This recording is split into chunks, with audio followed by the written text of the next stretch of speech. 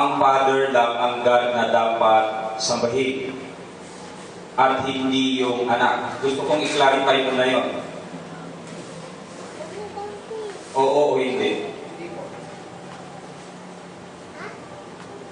Hindi po. Kasi yung anak po, pwedeng sambahin. Okay, so, kung hindi yung Diyos ang isa na dapat sambahin lang, lumalabas na dalawa ang dapat sambahin natin dahil separate sila. Lumalabas na dalawa. Tama ba? Dalawa sila na sasambahin. Sa atin po, pwedeng maging dalawa. Pero pag sa akin po, dalawa talaga. Pero they are united. Hindi sila pwedeng i-separate. Oo nga, kaya kinaklarify ko yung, kasi yung Godhead, naklarify ko yung tanong sa'yo kasi related yung pagsamba. Okay, ito na kasi yung itatanong ko sa'yo. Sige po. Nire-require tayo ng Bible na isa lang ang dapat sambahin. Ngayon, dyan sa sagot mo na yan, lalo malabas na dalawa, kaya ginamit ko po, no? Alam natin, sa akin po, hindi man po yun. Yung Ama na Diyos, Ama, Espiritu na naan sa anak, nandun yun. Walang separation. They are become one. I and my Father are one, sabi ko. Hindi yun umalis. Kaya nga, may talata din na sabi doon, hindi mo ako pinabayaan sa ilalim ng shore. Ibig sabihin, hindi umalis ang Espiritu ng Diyos anak.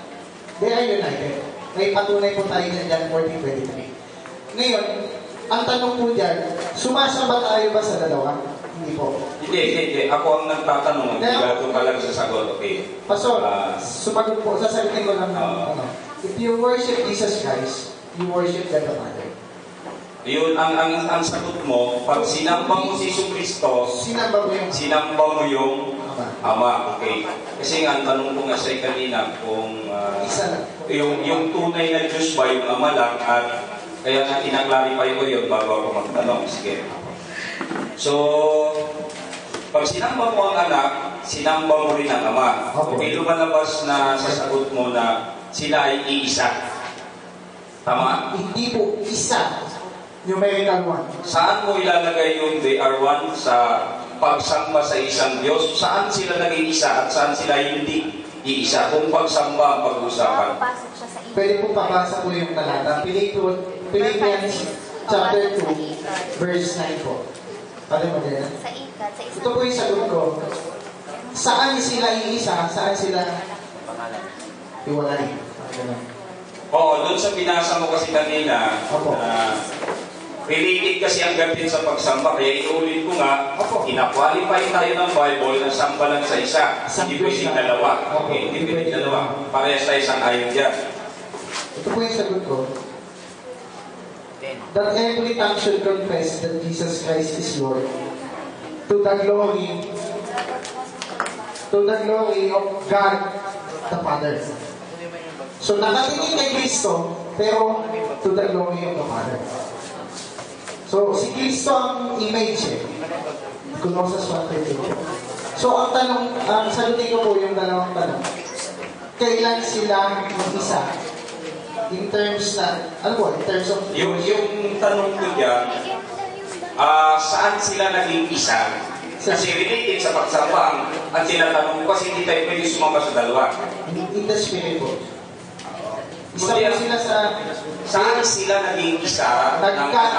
Sinabi ko po yung term, naging isa, hindi ko po gagamitin naging isa. Okay. Nagkaisa. Sa spirito. Okay, sila ay nagkaisa sa Espiritu. Sa pagsamba, iisa din sila. Si Kristo man po ay sumasamba sa Diyos. Hindi, sa pagsamba. Kagaya nito, sabi, Christ is the image of God. Sa ngayon ka, okay. Iisa ba ang larawan ni Kristo at ng Diyos?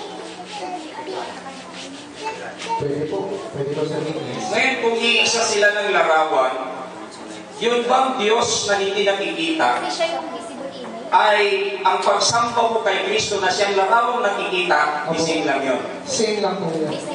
So, wala silang pinagkaiba. Ang pinagkaiba po, Pastor, ito po, yung unawa natin kung sino yung Ama, sino yung Anak. Yun lang ang pinagkaiba. Babalik ako, ito yung tanong ko. Kung ang Ama ay dinig, So, hindi siya person. Hindi po.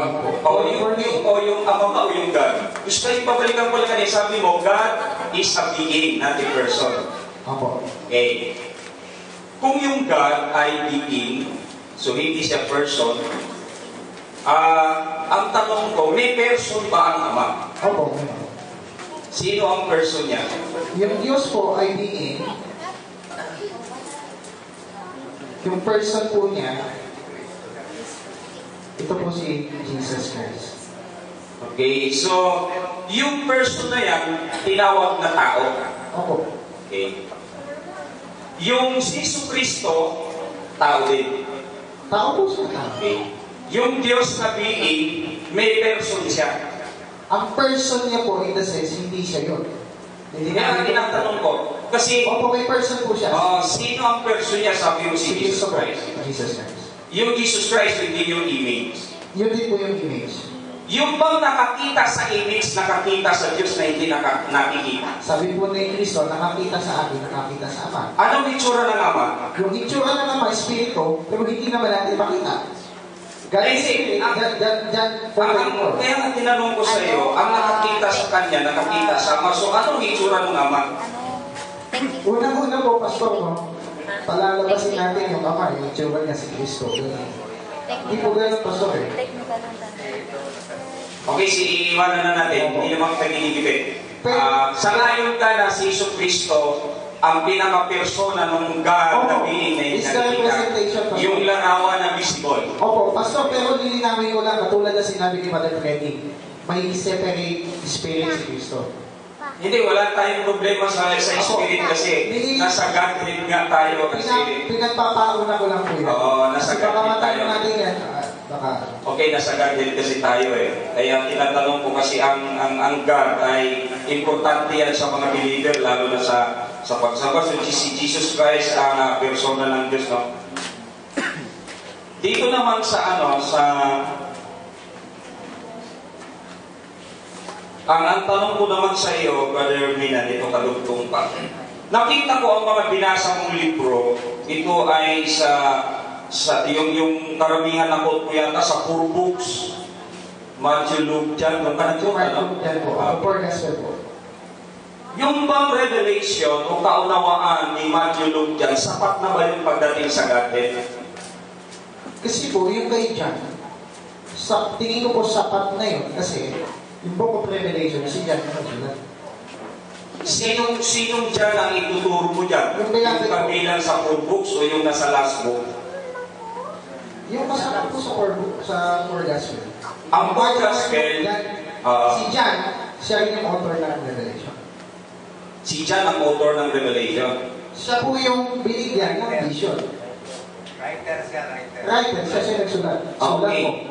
So, yung mga logic mo kanina, pinakinggan mo naman, no, na sa logic, pwede natin palabasin na ang Diyos konti, ang Diyos marami. Pwede natin palabasin sa logic. Ang tanong ko sa iyo, pagdating sa Book of Revelation, pag sa Book of John tayo, kahit sa Matthew, may sinasabi ka dyan, may binasa ka kanina na ako at ang Ama. Apo. Dito malabas talaga na yung end kasi separator eh. Separator po ng dalawang bagay. Kung may mapabasa pa tayo na talata na hindi na isinama ni Iso Kristo o ni Kristo yung Ama, at singular na lang siya. Sige po, Pastor. Pwede natin basahin? Sige. Pakibasa natin yung Revelation 1:18.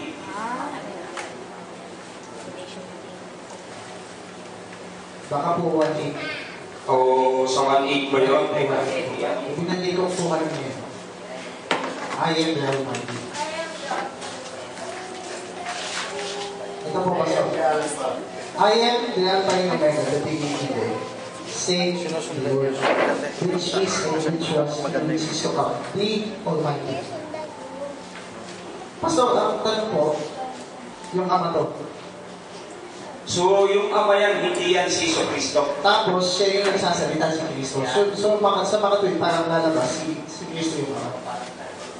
So, ang interpretation dyan ay ang Alpha and Omega, singular yung ay eh. Opo. Tapos yung pasimula at yung dulo, yung wakas. Say the Lord. Opo. Yung Lord, yung Ama pa rin o yung patungkol sa Lord na kinod mo kanina na yun ang Lord na si Kristo? Magkaiba yun? Yung Lord na yan? Pastor, punta po muna ako sa isang verse mo po. May papakita lang po ako. Hindi, ano lang, ang tanong ko lang sa iyo, yun bang Lord na yan na which is, the same Lord ba yan na si Jesus o yung Lord na Ama? Si Kristo po ang nagsasalita in behalf of God. Wala naman kasi ibiham kasi pag ginamit natin yung I, Pastor, kaya nga po wala nang biham. hihiling ako ng isang talata, ipapakita ko lang in behalf of God the Father. Siya nagsasalita. O sige, Siya tapos. nagsasalita, ginagamit siya ng Ama. Verse 1, Brother Magellan. Ito po. The revelation of Jesus Christ, which God gave unto Him. Malinaw po ang logic na to. Ito ay reading, talagang written word. Okay. Which God gave unto Him. Ano ang logic mo dyan? Ang logic ko po, Pastor. Nung si Kristo ay nagsalita, I am the Alpha and Omega. Okay, ibigay mo yung logic mo. Dalawa pa sila dyan. Dalawa po, Pastor. Okay. Kukunin ko yung ano mo, yung punto mo na dalawa. Sige, sabi dyan. Excuse mo, no? Kasi babalikan ko lang, sasabihin ko talaga yung 1. Nung sinabi niya, I am the Alpha and Omega, the beginning and the end. Okay, Kaya, sige. nung sinabi niya yun, siya ba yung nagsasalita? Kaya nga, babasahin ko rin yan. Yung Diyos Ama ang nagsasalita in behalf of Jesus Christ, His Son. Okay, basahin natin ulit bro ha. Kaya nga, basta, hintayin mo na to. Ito, tanong ito. Huwag mong damihan sagot mo, baka mahirapan ka. Okay Ito. na po. Pagpaipit. The revelation of Jesus Christ. Ang kapahayagan ni Kristo, which God gave unto Him. Ano ang revelation na ibinigay ng Diyos kay Kristo? Ang revelation ba doon na ibinigay kay Kristo? Yung bang dalawa sila o isa? Pastor, that's not the... Yun ang tanong ko. Excuse po, may karapatan ko sumagot eh. Ang pinag-uusapan natin dito, hindi yung revelation eh. Ang pinag-uusapan natin dito, yung distinction nila. Pastor, sasagot ako ng patanong. Okay lang? Hindi ka pwede magtanong sa akin kasi ikaw ang sasagot. Yan ang katanda mo. Ako lang ang magtanong, ikaw ang sasagot ka lang. Ang tanong ko sa iyo, bro, ganito, karapatan ko ito eh. Kumbaga sa ano, ang obligasyon mo sumagot, hindi magtanong. Kasi ang binabasa natin, hindi logics. Revelation yan eh. Hindi po logic. Okay? The revelation of Jesus Christ, malinaw yan. Binigyan siya ng revelation. Ano yung revelation binigay? Sabi niya, which God gave unto Him. Ang Diyos ang nagbigay. Ang tanong ko sa iyo patungkol sa revelation. Ang revelation ba na binigay ng Diyos kay Yesu Kristo, yung bang dalawa silang Diyos o isa? Hindi po dalawang Diyos. Pastor. Ilan? Isang Diyos lamang. Ang revelation ni Cristo. O sige, okay na ako ron sa isang Diyos lamang. Hindi na ako magtatanong. Hindi na ako magtatanong. Salamat ka. Pakinggan lang saglit. Saglit na salamat na okay na, kontento na ako. Sige po, kahit hindi kayo magtatanong, sasagot lang ako ng saglit. Sumagot ka na sa akin, kontento na ako sa sagot mo. Pero sasagot pa rin po ako. Excuse na po. John 17, tsaka John 14. Pag sinabing binigyan, may nagbigay. Amen. Sino? Amen. Sino magbibigay? Sarili niya? Bibigay niya sarili niya? Kontento na ako. That walang sense yun. Hindi, kontento na ako sa sagot mo right now. So, Pastor, hindi na kayo ang sinasagot ko. Hindi ako sasagot. Okay. Pwede rin ang bago ko ipagpatuloy. Balikan lang natin yung naiwan na tanong ni Pastor Mahal. Sinagot ko po, Pastor. Doon sa Logos kasi, sa Logos na yan, which is Revelation, ang tanong si Pastor doon sa tinatanong niya is duality, di ba? Yan ba yung ibinigay pa ay Godhead ka, di ba? Godhead. Ama. Sasagutin mo lang yun o hindi. Sinagot ko po, sabi ko, one God. Awan God. One God lang naman ang sinagot. Yan tinatanong ko pa kung ilan, dalawa pa o isa. Okay, so... Para ka naman magtatanong. Ngayon, sandali po. Sandali lang po, nakiusap sa akin si